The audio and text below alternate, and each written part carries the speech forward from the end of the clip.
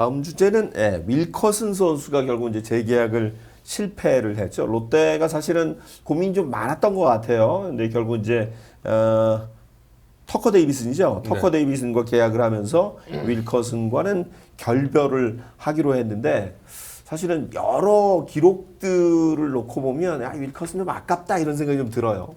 그렇죠. 사실상 롯데 올 시즌 투수진 중에 10승 이상을 달성한 투수는 윌커슨 선수밖에 없었고요. 그렇죠. 12승이나 올려줬기 때문에 어쨌든 그런 면에서는 승수나 이런 면이나 또 뭐 이닝 소화 능력 이런 것을 봤을 때는 윌커슨 선수는 당연히 잔류하는 것인가 것이 아닌가라는 생각을 가지신 분들이 많으셨을 텐데요.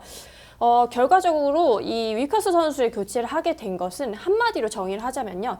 더 나은 투수가 있었기 때문입니다. 그래서 일단 외국인 선수 협상을 할 때 우선순위는 아무래도 반지 선수와 레이스 선수는 일단 구단에서 무조건 잔류 1순위 생각을 했고요. 윌커스 선수에 대해서는 조금은 애매한 입장이긴 했습니다. 뭐 잔류를 당연히 최우선 생각하겠지만은 어쨌든 윌커스 선수가 많은 선수를 쌓았음에도 불구하고 보여준 그런 단점들이 너무나 명확했기 때문이에요. 그래서 또 내년에는 피치 클락이 본격적으로 도입된다라는 그렇죠. 그런 점들이 윌커스 선수의 또 시즌 초반 경기들을 보면은 그런 점에 적응을 하지 못해서 많이 흔들리는 모습을 보이기도 했습니다. 그래서 윌커스 선수의 공로가 적지 않죠. 반지 선수가 없을 때는 정말 홀로 정말 외국의 에이스 노릇을 잘 해왔지만은 하지만 또 그런 극명한 부분들, 뭐 이닝 소화력이나 이런 장점만큼 부각이 되는 그런 부분들이 있었기 때문에 그래서 저도 이렇게 추가 취재를 해봤더니 그렇다고 해서 윌커스 선수의 무슨 뭐 흠이 있었다든가 그런 점보다는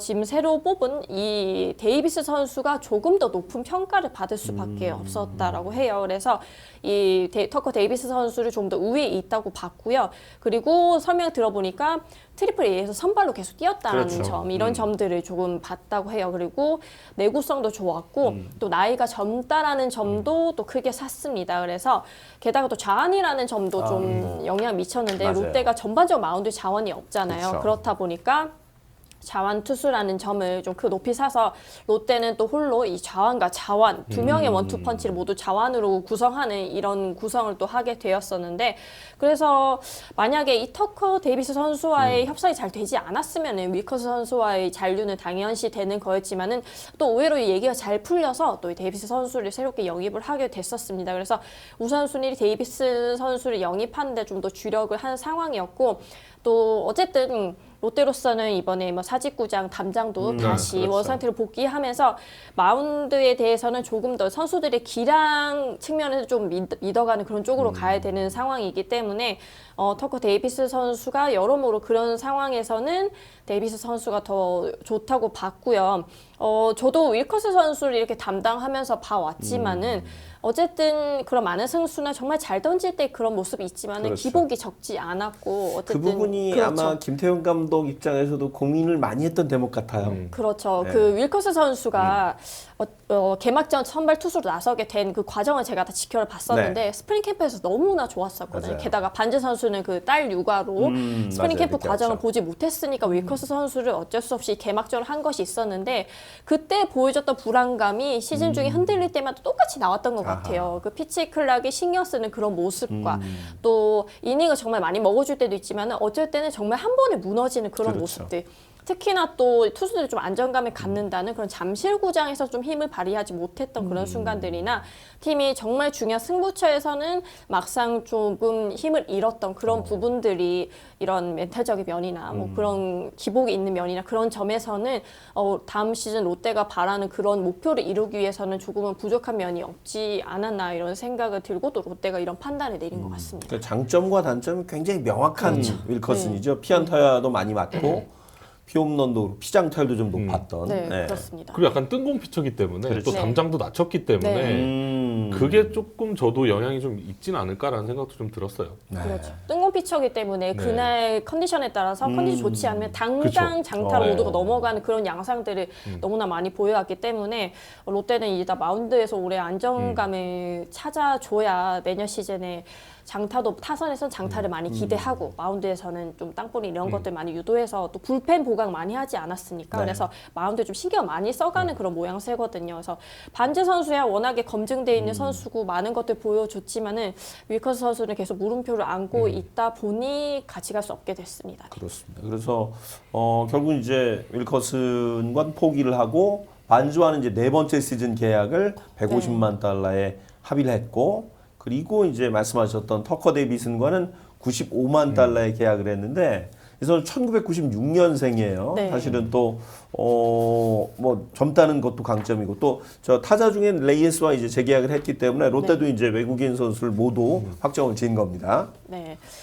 빠른 시간 안에 좀 확정이 지어질 것 같긴 했었어요. 네. 이게 속도나 이런 것들이 어쨌든 반지 선수는 뭐 메이저리그 진출을 본인이 원한다고는 하지만은 어쨌든 그런 것들 다 넘어서서 가장 중요한 거는 계약 규모거든요. 그렇죠. 계약 규모로 롯데는 반지 선수가 또 반드시 필요했기 때문에 올 시즌에 뭐 부상으로 빠진 그 기간을 제외하면은 정말로 풀타임이 뛰었다고 해줬을 때는 정말 15승도 기대해 볼 수 있는 투수고 그의 반면에서 윌커스 선수는 타선의 도움을 받았던 경기도 많았었고 그리고 롯데가 조금 더 욕심을 부렸다고 생각을 하시면 될 것 같습니다. 그래서 뭐 뚜껑을 열어봐야 알겠지만은 그런 다각도로 봤을 때는 윌커스 선수가 뭐 부족해서 그냥 계약을 안 했다기보다는 데이비스 선수가 좀 더 나았다. 그리고 이렇게 여러 구단 관계자 말들을 많이 들어봤을 때는 올해는 투수 풀이 좀 잘 나와 있는 편이어서 선택지가 조금 많았다고 해요. 그래서 많은 다각도로 리스트를 검토한 것 같습니다. 네.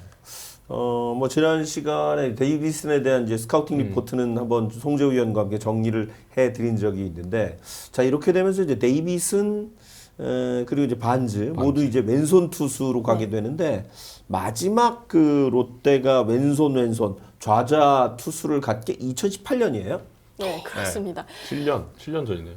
네, 어쨌든 자원이 너무 부족하거든요. 중간에서도 많이 부족하기 때문에 이런 점들을 그래서 원투펀치를 붙여놓기보다는 박세윤 선수를 중간에 넣어서 그렇죠. 이렇게 뭐 좌우좌우 이런 균형 맞춘다는 이런 생각도 하고 있고요.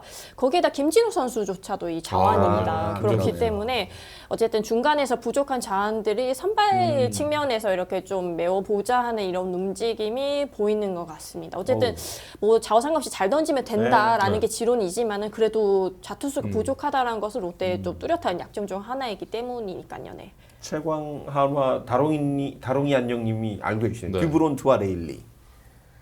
레일리는 성공을 했던 기억이 있는데 네. 듀브론트는 듀브론트는- 기대에 많이 좀 못 미쳤던 네. 기대를 엄청 많이 했는데 많은 좀- 기대할 네. 만한 그 선수였어요. 맞아요. 네. 네. 조금 근데 늦게 왔죠 한국에. 맞아요. 네. 그렇죠. 늦게 오기도 했었고 그 듀브론트 선수와 롯데와의 작별도 정말 이상한 시점에서 한창 가을 시즌 야구를 중에. 해서 네, 내 시즌 박차를 중에. 가야 할 시즌 시점에 계약을 해지한다 이런 식으로 하면서 그 당시에 구단 분위기 좀 이상하게 흘러갔던 것 같습니다. 듀브론트 선수도 뭐 KBO 리그에는 좀 적응하는 데는 본인도 좀 많이 시행착오를 겪었었겠죠. 그런 반면에 보면 또 레일리 선수 같은 경우에도 정말 오래 뛰다 네. 가고 또 반지 선수도 이제 레일리의 명맥을 이어가는 것 같아요. 네. 7년 전이니까 무슨 일이 있었던지 살짝 얘기해 줄 수 있어요?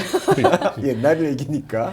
그 시점에서는 그 당시 구단의 고위 관계자나 뭐 듀브론트를 갑작스럽게 계약을 해지한 것이 그에 대한 뭐 위약금이 이런 것들 좀 피하기 위한 것이 아니냐라는 그런 이야기들이 많이 나왔었죠. 그래서 그렇게 얘기하면 그 앞서서 롯데는 또 린드블럼과의 그런 그렇죠. 계약 문제 이런 것도 한번 그때도 겪어봤었기 시끄러웠죠. 때문에 네. 그런 시끄러운 일을 그냥 시즌 중에 듀브론트랑 그냥 바로 작별할 수 있을 때 작별을 해서 그런 뭐 소위 말하는 더 이상의 지출을 막아낸 것이 아니냐라는 그런 예측들이 지배적이었습니다. 그 당시에 그 행보 자체가 좀 약간 이해가 되지 맞아요. 않아요. 이상하긴 시즌 했어요. 한참 지령인데 네. 갑자기 그 뭐 당시에는 1선발인데 1선발을 뺀다고? 왜? 막 이랬던 기억이 있고 17년이 롯데가 네. 그 가을 야구를 하고 그렇죠. 18년에 진짜 기대가 컸던 시즌이거든요. 그렇죠. 항상 그 2017년에 후반기에 달려가서 됐기 때문에 2018년도 또 마지막에 막판에 그 명짤이 나온 것도 있죠. 그 엄청난 긴 시간 동안 해서 그 어떤 롯데 팬분이 그렇죠. 오열했던 그 명짤이 맞아요. 나왔던 그런 경기들을 하면서 정말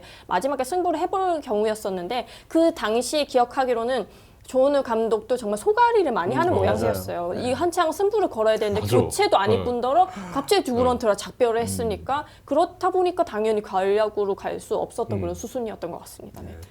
이미 어떤 분이 말씀하셨는데 뭐 그분 작품이었겠죠. 그 언저리에 계셨으니까. 네.